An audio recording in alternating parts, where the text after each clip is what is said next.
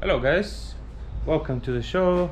Today we continue with the C124 build while Ellie's taking apart Bobby's car, the Cupra, because it's a little bit rusty. So yeah, I'll today continue with wiring the injectors, the coil packs, and we might do the crankshaft signal as well. So stay tuned for that, and I hope you like it. See you in a little bit, just a little bit.